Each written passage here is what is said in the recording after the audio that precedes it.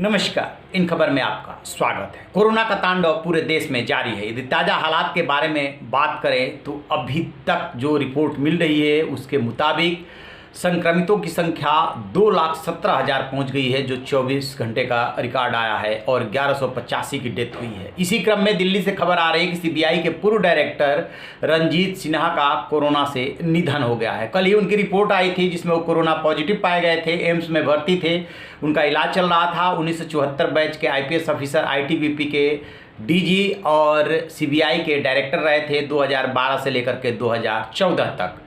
बिहार के सिवान जिले के रहने वाले थे और खासा सुर्खियों में रहे थे, क्योंकि सीबीआई में डायरेक्टर बनने से पहले भी वो वरिष्ठ पदों पे काम कर चुके थे। आरपीएफ की भी उन्होंने अगुवाई की थी।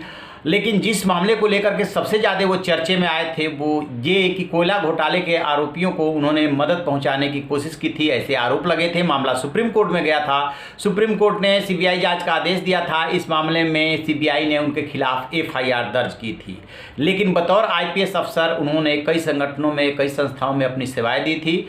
और अब जब खबर आ रही है कि कोरोना से उनकी डेथ हुई है तो स्वाभाविक रूप से ये चिंता की बात है, क्योंकि एक के बाद एक देश के कोने से जो खबरें मिल रही है, जिस तरीके से कल लखनऊ से खबर मिली कि पूर्व डिस्ट्रिक्ट जज लखनऊ रमेश चंद्रा और उनकी पत्नी का घर में एम्बुलेंस के लिए इंतजार करते करते पत्नी चल बसी थी। रमेश चंद्रा ने जो है चिट्ठी पोस्ट की थी, सोशल मीडिया पे मदद मांगी थी कि उनकी बॉडी का कोई अंतिम संस्कार कराने में मदद करे।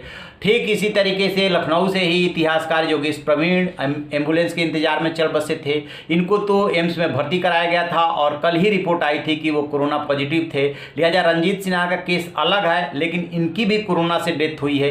ये चिंताजनक बात है और देश से जो खबरें मिल रही है एक के बाद एक हस्तियों के जाने की, वो चिंता की बात है। केंद्रीय मंत्री नितिन गडकरी ने जो चेताया है कि और बुरे के लिए भी हमें तैयार रहना चाहिए, सोचना अच्छा चाहिए लेकिन तैयार रहना चाहिए, उससे पता चल रहा है कि स्थिति कितनी गंभीर है। तो आप रहिए ना बेखबर, देखते रहिए इन खबर। Thank you.